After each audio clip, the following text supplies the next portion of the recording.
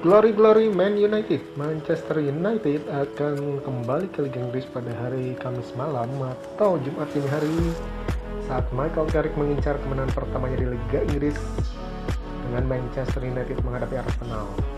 Meskipun klub telah mengkonfirmasi Ralf Rangnick sebagai manajer sementara yang baru, pelatih dari Jerman itu tidak akan tersedia untuk pertandingan tengah pekan ini karena COVID-19 dan izin kerjanya yang belum terbit. Ini memberi Carrick kesempatan untuk mengamankan kemenangan Liga Premier pertamanya sebagai pelatih United. IPL Game Week 14 Man United versus Arsenal hari Jumat 3 Desember jam 3.15 waktu Indonesia Barat.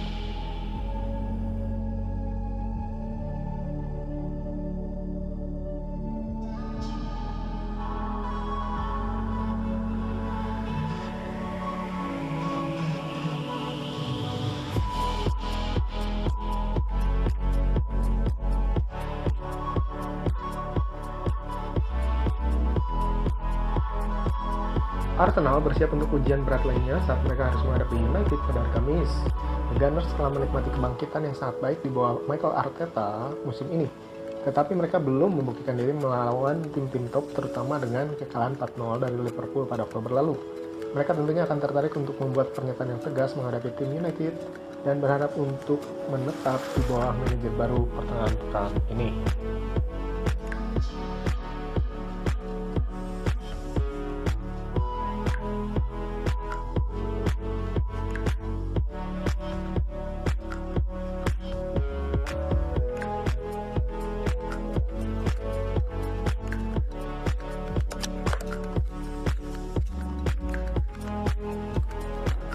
Mikel Arteta tidak memiliki alasan untuk mengotak-atik empat backnya yang telah melakukan dengan sangat baik belakangan ini, kecuali kekalahan 4-0 dari Liverpool tentunya.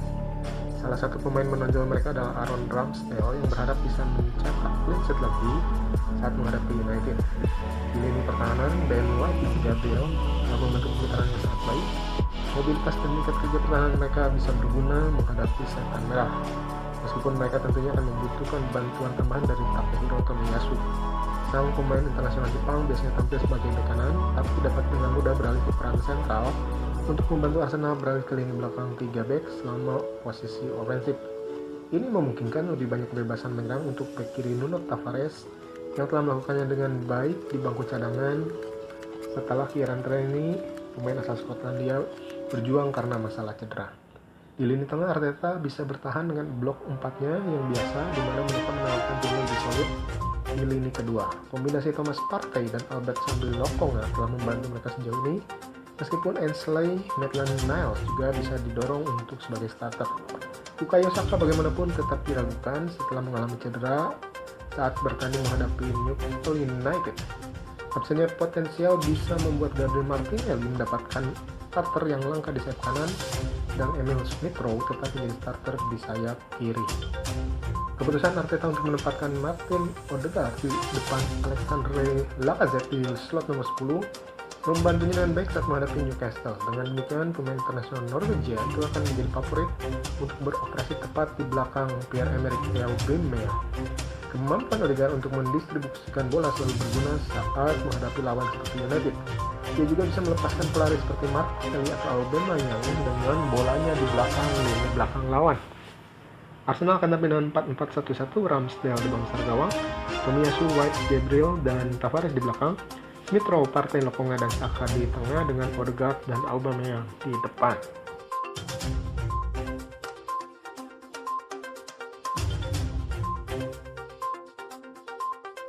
Manchester United telah didorong oleh berita positif kembalinya Harry Maguire pertengahan pekan ini. Sang kapten klub telah selesai menjalani skorsing dan akan bisa tampil di lini belakang United bersama Victor Lindelof di bek tengah. Seharusnya tidak ada perubahan di tempat lain di mana David De Gea di bangsa gawang dengan Aaron Wan-Bissaka akan melanjutkan sebagai bek kanan meskipun penampilannya cukup buruk musim ini. Luke Shaw sementara itu tidak tersedia melawan Chelsea dan kebugarannya akan dinilai sebelum pertandingan. Kemungkinan dia akan tidak bisa tampil dan digantikan oleh Alex Telles. Lalu mengingat cara Fred dan McTominay tampil di pertandingan terakhir, Carrick tidak mungkin mencadangkan salah satu dari mereka pada pertandingan menghadapi Arsenal. Bahkan mereka diharapkan untuk membentuk trio gelandang bersama Nemanja Matic. Oleh karena itu, tanggung jawab ada pada Fred dan McTominay untuk menawarkan stabilitas di tengah lapangan.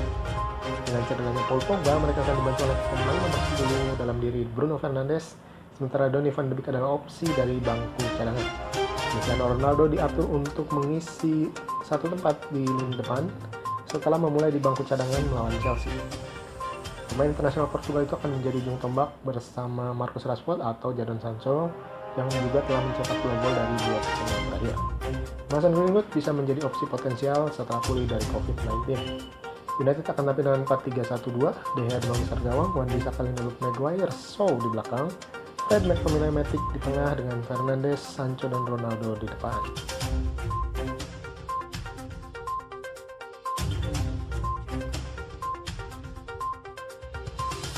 Statistik kunci, Pierre-Emerick Aubameyang telah mencetak gol dalam 2 pertandingan tandang terakhirnya di Liga menghadapi United. Ia bisa menjadi pemain Arsenal pertama yang mencetak gol dalam 3 pertandingan tandang berturut-turut menghadapi Setan Merah. Man United hanya kalah 2 kali dari 14 pertandingan Liga Inggris mereka pada hari Kamis, menang 8 seri 4 kali, dengan kekalahan itu terjadi di Middlesbrough pada Desember 2002 dan di kandang Liverpool pada Mei musim lalu. Arsenal mencatatkan clean sheet di masing-masing dari 3 pertemuan terakhir mereka dengan United di semua kompetisi. Ini sebanyak yang mereka lakukan dalam 13 pertemuan sebelumnya menghadapi United. Mereka tidak pernah mencatatkan clean sheet dalam 4 pertandingan berturut-turut menghadapi United sebelumnya. Sementara itu, Cristiano Ronaldo telah mencetak 6 gol dari 15 penampilannya menghadapi Arsenal di semua kompetisi bagi United, meskipun hanya 1 gol yang tercipta di Old Trafford April 2008. Ofisial pertandingan akan dipimpin oleh wasit Martin Atkinson dengan asisten Lee Betts dan Richard West. Wasit keempat Craig Pawson dengan wasit VAR Andre Mariner dan asistennya Matthew Wilks.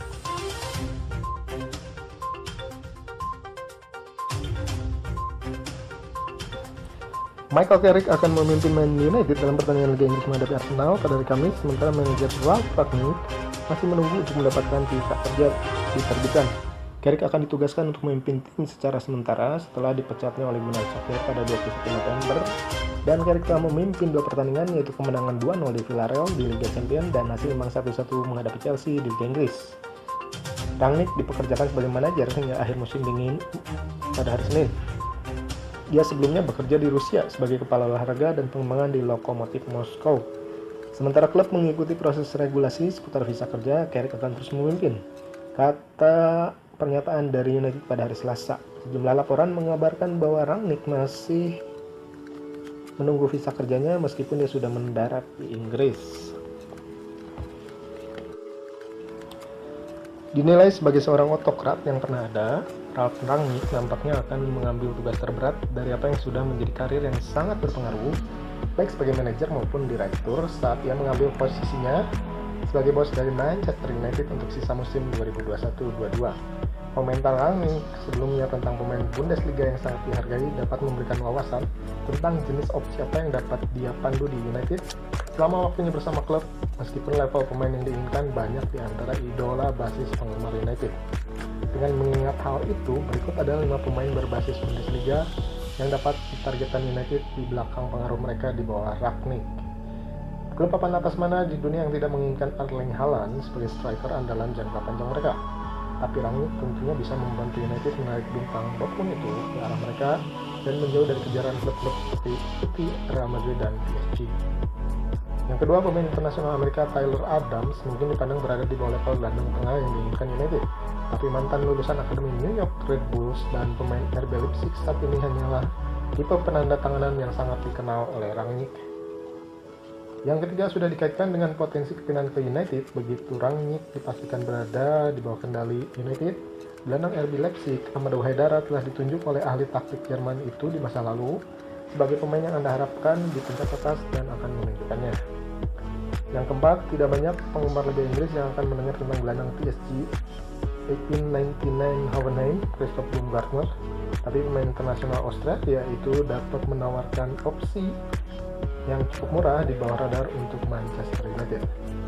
Dan yang terakhir adalah bek muda Niklas Lauterbach yang berusia 21 tahun dari SC Freiburg yang bisa menjadi langkah yang lebih bijaksana untuk United. Mengingat usianya masih muda dan level permainannya musim ini untuk tim Breslau Brasilianer dengan performa tinggi di Bundesliga musim ini, ia cocok dengan profil perekrutan yang dilakukan Rangnick dalam banyak kesempatan di masa lalu dan tentunya mendapatkan mentor dari Harry Maguire dan terlampau parah. Itu dia berita seputar Manchester United dan pertandingan antara United menghadapi Arsenal. Tetap dukung United, glory Man United.